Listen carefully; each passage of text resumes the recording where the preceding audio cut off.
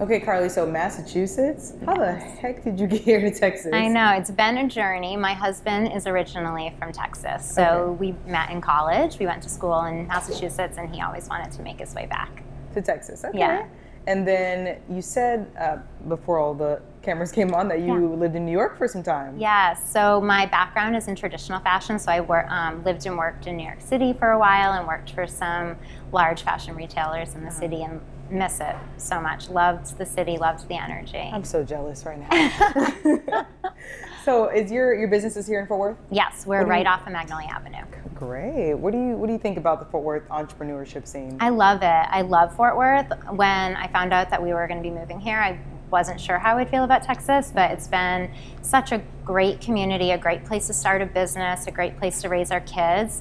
And I think what I love the most is it's a really supportive, collaborative community. I feel, really supported by not only our community, but other entrepreneurs and business owners who, just realize there's space for all of us. And yeah, it's been a great place to own a business. Nice. I just see being in New York or even the bigger cities like Boston, there would be more opportunities or more resources and people to connect with. So I'm definitely curious about that transition here. Is it more difficult to get connected with people and find resources for business than it is in New York, or what's the culture difference? Yeah, I think that's a great question. I mean, I think for fashion, it's a little bit more difficult because most of the brands that we want to work with are based in New York. So I think geographically it's harder, but I think there's less competition here. The ethical fashion world is really up and coming in a lot of cities, specifically progressive coastal cities, and it's slower to come to Texas. So for us, it's really fun to be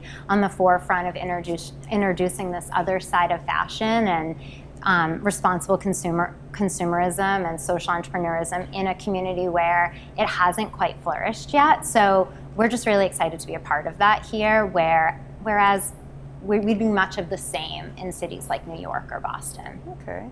And what, if anything, from the New York entrepreneur scene, would you bring here to the Fort Worth scene that we might be able to expand on? I think I feel like networking is a little bit easier. I think there's, in a city like New York, there's lots of events, there's ways to network and connect with investors and other business owners. And I think Fort Worth, it doesn't have as many opportunities, especially for female entrepreneurs, in the way of investing or business development, and that's really prominent on the East Coast. So I think that's something that I would love to see come to Fort Worth. And I'm, seeing that it's starting, and I know there are women that are a part of that, and there's conscious capitalism starting to bubble up in Fort Worth, so it's definitely coming, but it's a little bit harder to be a female business owner here. Absolutely.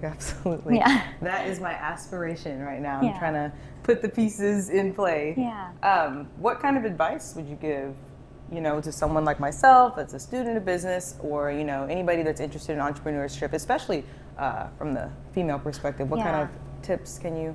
Well, I think getting started is really important. I think so many women, it's like we've been taught scarcity for so long that I think we feel like there's not space for us, or if somebody's doing something similar to what we may want to do, we feel like maybe there's not a place for us in that space. So I think for me, I'm really passionate about women earning their space in business and knowing that there's space for all of us, and to just get started. I think women are we're intimidated to just start something. So I think having the confidence to do that first is really important.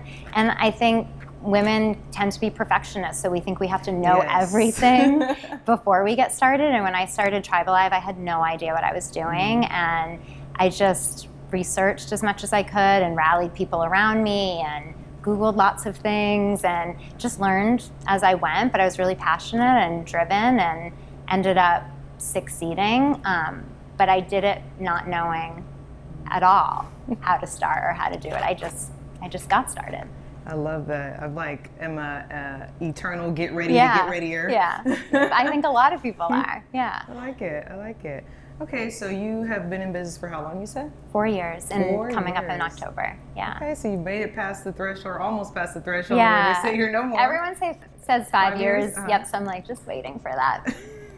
That one more year to have faith that we're going to make it. I'm confident that this will be around. Thanks. So what's the plan for the future? 5 years, 10 years from now, where do you see your brand going? What kind of things are you guys going to be involved in? What do you want to do?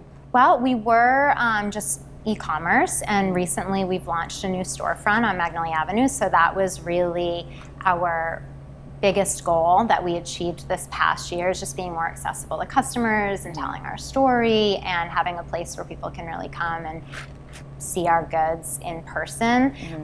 For us, our growth is more about the social impact that we have in the artisan groups that we work with. So for many years, we were really focused on growing our artisan network and growing the people that we were employing, and we've really taken steps back to want to be able to employ them better. So we're interested in adding a nonprofit leg to what we do, where we can have a stronger social impact for the women that we employ, and help fund their children's education, fund different social programs, community programs in the places that they live, because we're finding that employment is one really important piece for women's empowerment, but there's so many other complex, complicated issues that we want to be involved in to help more holistically employ our people. Okay. Now you guys, set a goal to open a storefront and do the whole thing. Since you've been in the e-commerce space this long, and you see a lot of different retailers, they're changing their business models, they're closing down their storefronts. What's your opinion on that? What's your take on that? And are you seeing any positive returns from having a storefront now? It's been really interesting, because I came from traditional fashion and from a space and in a time where stores were closing and everything was shifting online, and people were saying retail was dead. And so I was really hesitant to open a store, and always said that I'd always remain online, but we just felt like we wanted to get in front of our customer and have more meaningful conversations about our process.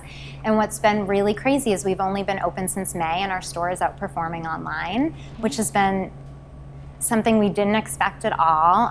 Fort Worth has really rallied around us and been incredibly supportive, and we've received great press. And I think we're just offering something unique in the space that we've created.